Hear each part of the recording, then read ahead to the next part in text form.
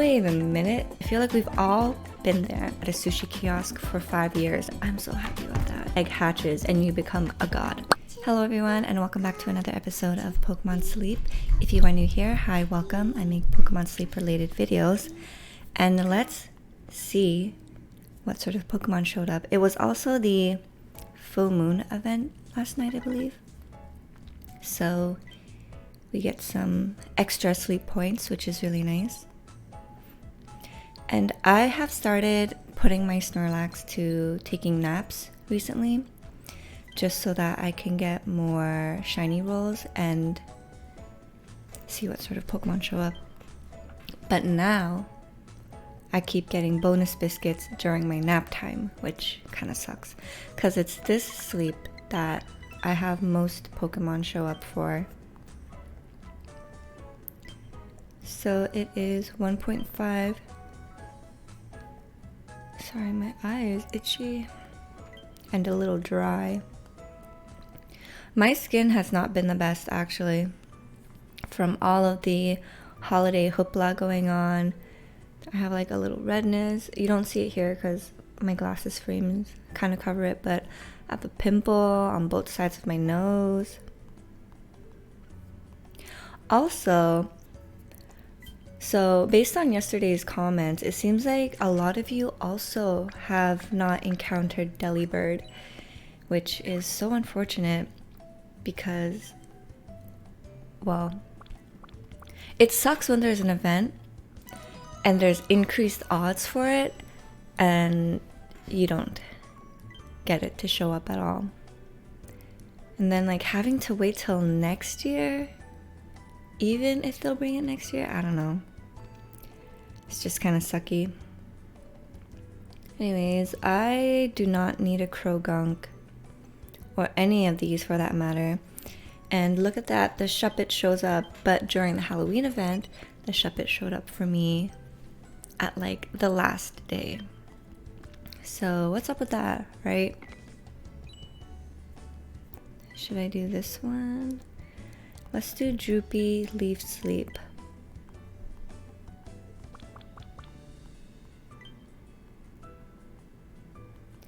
So there are increased chance of, wait a minute, is the, hold on.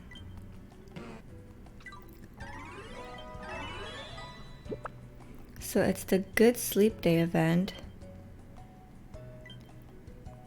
but the year-end event,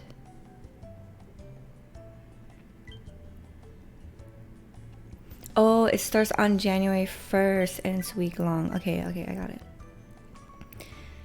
And so I think I'm pretty set on going to Taupe Hollow for that week. Raising my area.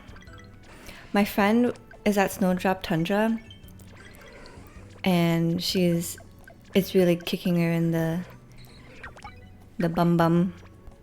And I was like, you are so brave for going to Snowdrop Tundra. And then our new friend that just joined, it's like his second week into the game and he went to Cyan Beach. So he doesn't have enough research points. His team doesn't have enough research points to meet the criteria to go through Cyan Beach smoothly. But you know what? It's a learning experience. I feel like we've all been there. So he will learn.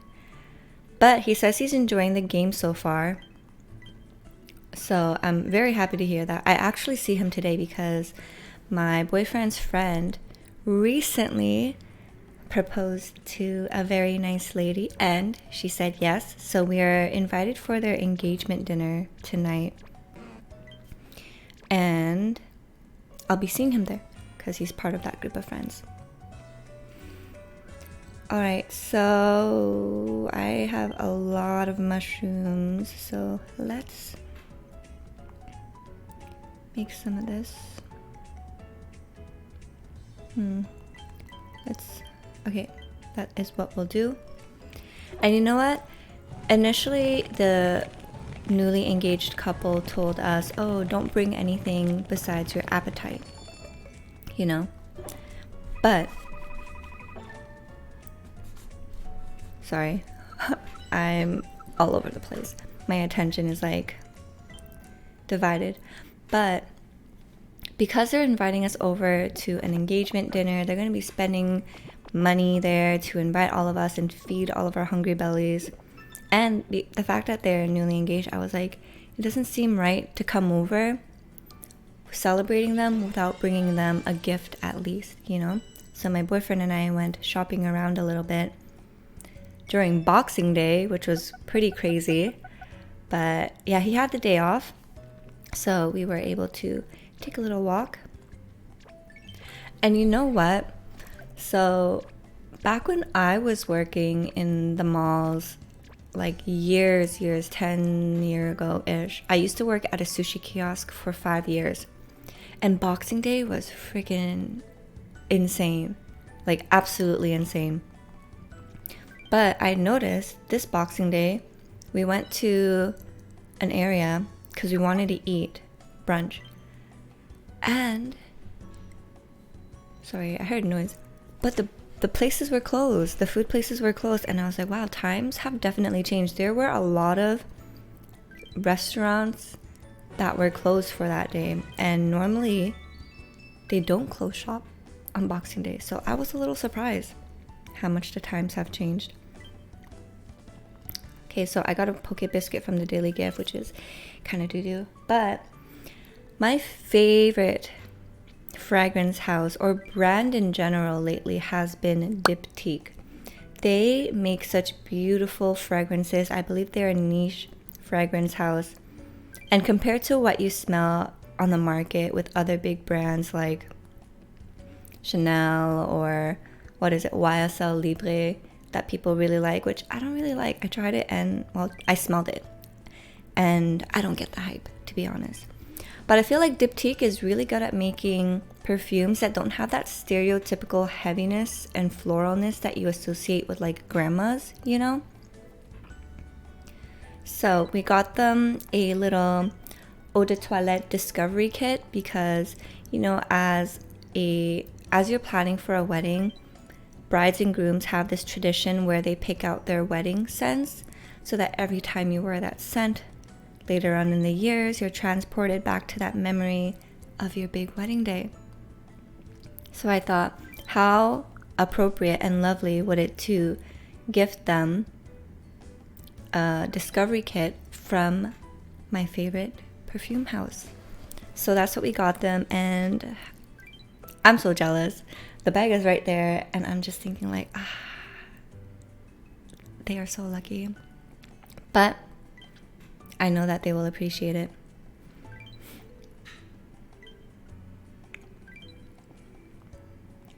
So, speaking of Diptyque, I actually wanted to show you guys. My boyfriend was so nice to me this Christmas, and I've been huge on collecting perfumes lately. Some people collect, oh, Yeshua, congratulations on the shiny Bonsley. Bonsley and Sudowoodo are really great shinies because they look like fall time. And Ocelot's gaping mouth gulpin is so funny too. But some people like to collect shoes, watches, handbags. I recently have been loving to collect perfume. So I was very, very good this year, and Santa got me 3 perfumes from Diptyque. So the scent profiles are very different from one another.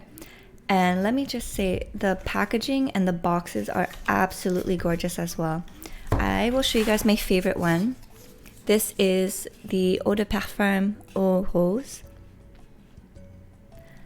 And this is how you open the box. So at Diptyque, their Eau de Parfum boxes and bottles look a little different from their Eau de Toilette because the label background color is black and the edges of the bottle itself are black as well. So if you see here, but look at that, look how beautiful and ornate the bottle is. And the little detail in the back, absolutely gorgeous, I tell you guys. It is a work of art itself. So I'm so happy. This smells absolutely delicious. It's like, I never thought I liked rose until I smelled this. It is definitely a rose for people who don't think that they like roses. So you smell freshly picked roses. Like, imagine you're in a rose garden. It had just turned morning, and then you take a stroll right before the afternoon. There's still some morning dew on the rose petals, and it smells nice and fragrant and fresh and juicy. So that's what it smells like. And then you are uplifted with that sweet, sweet scent of lychee or lychee. Do you guys call it lychee or lychee? I usually say lychee. Lychee. But you get that beautiful lychee hiding in the back that complements the sweetness of the rose so well. And at Diptyque, they like to do something called olfactory accidents, where there's like this one oddball curveball note that they add into the fragrance, and it just works. So in this one in particular, it's artichoke. And I think it's the artichoke. There's also chamomile. But I think these notes is what really helps the rose to stay fresh, juicy, and light, where other rose scents that you might smell on the market are very rosy and powdery and what you stereotypically associate with grandmas. But I love, love, love this one. It's my new go-to one. And I'm so happy with that. And my boyfriend loves this one on me too, which is great. So there's that one. And I know that some of my viewers are also big on perfumes. So I love being able to talk to you guys about common hobbies and interests outside of Pokemon sleep. So that is Eau Rose, the eau de parfum. Now, let me show you guys another one. This is Eau d'Huile. So this is a eau de toilette. Now, I actually do not know what d'Huile means, but this is their vanilla scent. And this is the first vanilla I've smelled that made me like vanillas, but I did not bite the bullet and purchase it for myself, and I ventured off into different vanilla from other fragrance houses. But as you can see, the bottle is clear, no black rims around the edges, since this is the eau de toilette. This is the artwork in the back, absolutely gorgeous in the front. And this is a very green vanilla. I feel like vanillas, they can be categorized into two different categories.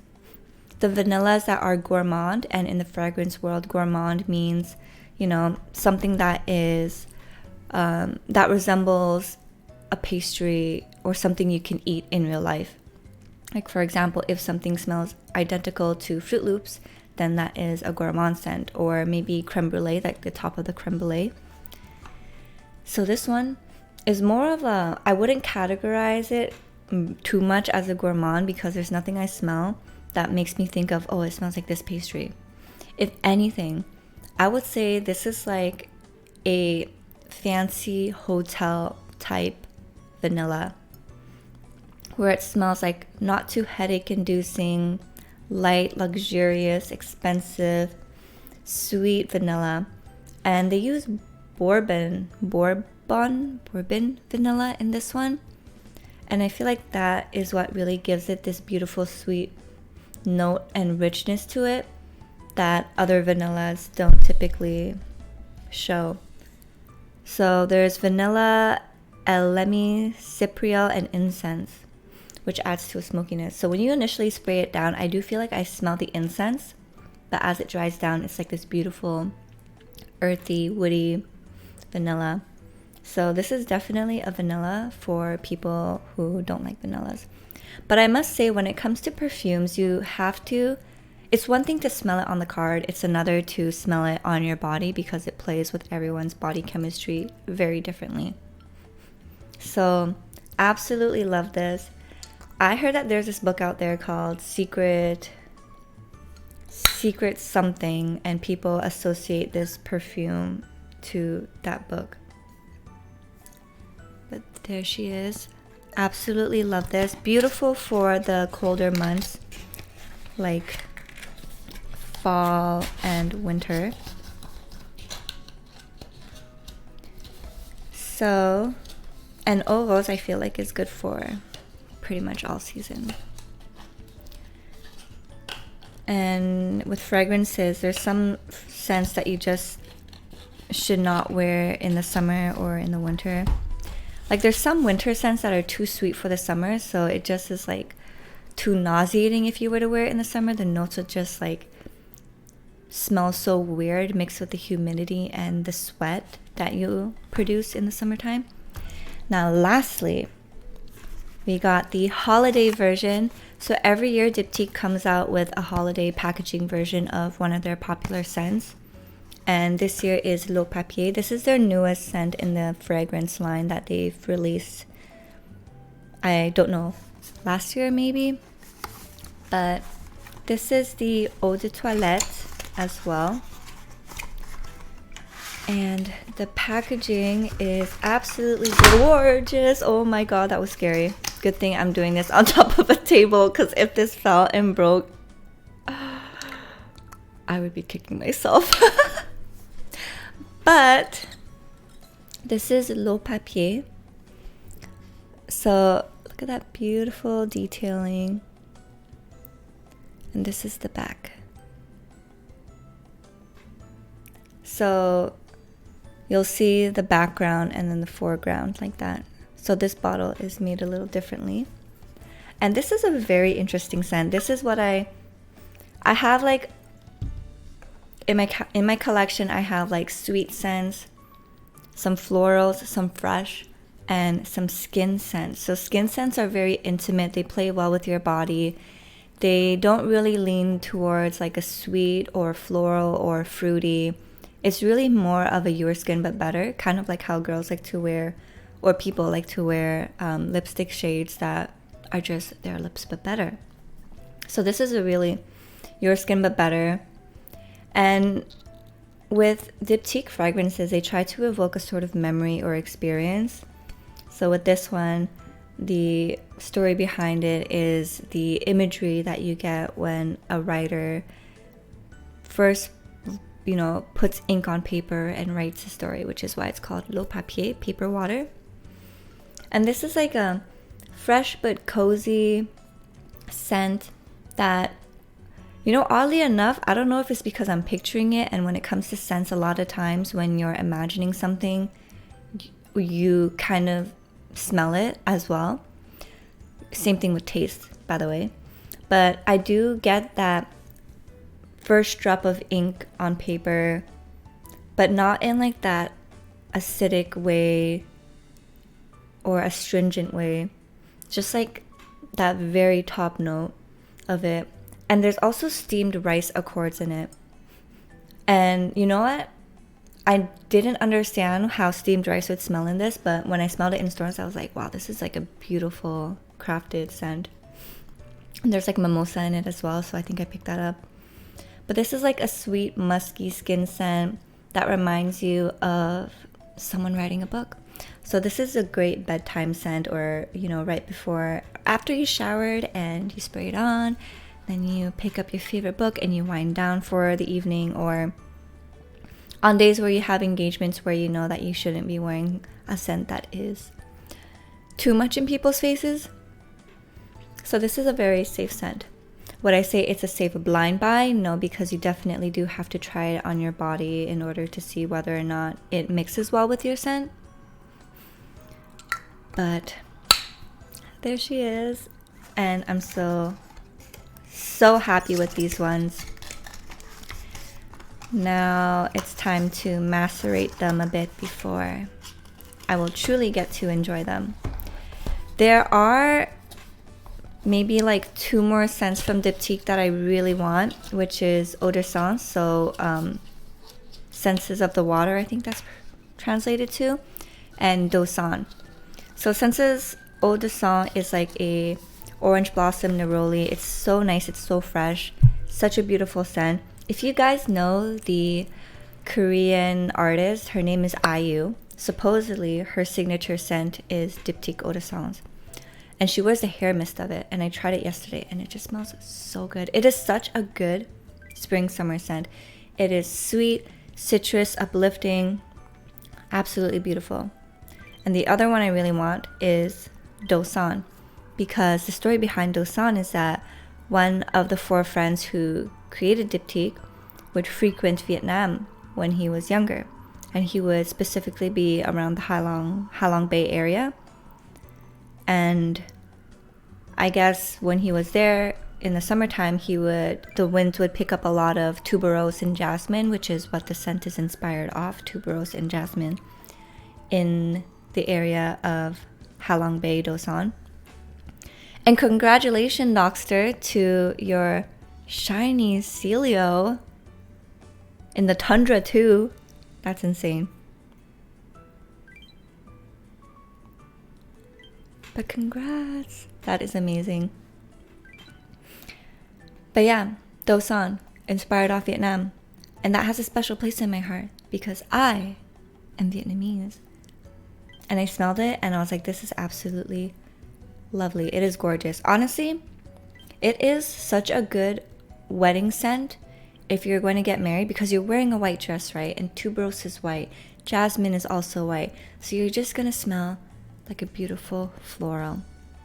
And it's like a beautiful fresh floral. There's a hint of aquatic notes in the background because, you know, Vietnam, Halong Bay, you're by the waterside.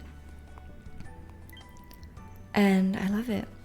I absolutely love it. I can go on about perfumes all day. When my friends were over for Friendsmas, one of my friends who has a baby, she needed to change her diaper, so we brought her to my bedroom, my boyfriend and I's bedroom, and she changed on the bed. And then after we were done, the real snap, congratulations on the shiny Ghastly. When's it my turn? I have not seen a shiny in the entirety of last week during the event.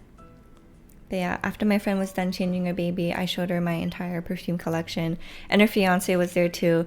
And when they left, she texted me and she was like, my fiance said he's never met someone who is so passionate about perfume. And I just thought that was funny, but I love perfumes, you guys. There's also the scent. So when I got my gift, there were complimentary gifts and travel size things to try out too. So I did have their fig scented one, and it really does smell like a fig tree. They did such a great job at capturing the entire plant when creating that scent. But I also got the trial size of Eau de Sang, so I cannot wait to try that out and finish the bottle. And I also got a complimentary gift. It was a 10 ml of their scent Orpheon. This is a card from when I went to the store to smell it initially. But there is juniper berry, cedar, tonka bean, I love that, and jasmine. And it is such a sexy, grown-up, mysterious scent. So initially when they created this, the friends that created Diptyque would frequent this bar in Paris a lot. So the creators tried to capture all the scents that you would smell at that bar, jazz club type-esque bar, and create it into a perfume. So, you know, the ladies powdering their faces, the red lipsticks that you would see, the smokiness of a jazz club, the drinks being made. It is such a beautiful nighttime, date night, black tie event sort of scent. Definitely not every day. I would not wear this every day, although I say if you could pull it off, then you're like that girl or that guy. This is a nice scent. My boyfriend loves this one, so you know what that means. But enough about perfume, guys. This is what Pokemon Sleep showed us today. Now let me talk to you guys about something I watched last night right before I was sleeping. So you know how The Simpsons historically has been showing things in their shows, and then years later it happens, and then, you know, people would be like, oh my god, is The Simpsons written by a time traveler? Are they are they like, can they tell the future and all that stuff? So I watched a little snippet of one of the openings of The Simpsons where it's like you zoom into Homer's head, and then it goes deep down into like smaller parts of what is observable to the world and everything. So, and then once it zooms in even more, it slowly starts like zooming out a bit, and you're back on Homer's head. Sorry, I said egg because it goes on to my next sentence, which is about this egg theory that people were talking about, saying that, oh, the Simpsons is basically confirming the egg theory. And basically the egg theory is that you are the only person alive in this universe. And because you were so lonely, you made up all of these people around you and created stories for them, each living their own separate lives, own separate personalities and thoughts and feelings and everything. And every time you die, you reincarnate into another one. So basically saying that you need to experience all of these billions of people's lives and reborn into them and experience what they've been through in order to then break the egg hatches and you become a god. So very interesting theory, although I have to say the message behind it is somewhat poetic and beautiful, in the sense that if you are going through so many people's lives, you know, if you're living through your worst enemy's life, your mother's life, your best friend's life, you kind of get a sense that, you know, people are not so much different from you, and, you know, maybe a lesson on a bit of empathy as well. So that was my takeaway from that. And that is basically today's ramble. Snorlax is today accompanied by Gengar. Usually they alternate between Gengar and Ditto, which I find pretty cute. But thank you guys so much for watching today's video. I hope you guys enjoyed this ramble. It was quite long. We're almost reaching 30 minutes, but yeah, I just love Perfume. If you guys have like any scents that are your signature scents, any perfume houses that you absolutely adore, definitely write it down in the comments. I'm always looking at different notes, different things for my nose to smell, and I would love to see what you guys are wearing. But thank you guys so much. Don't forget to like, comment, and subscribe. Hope to see you guys in the next video. Take care, good luck, and goodbye.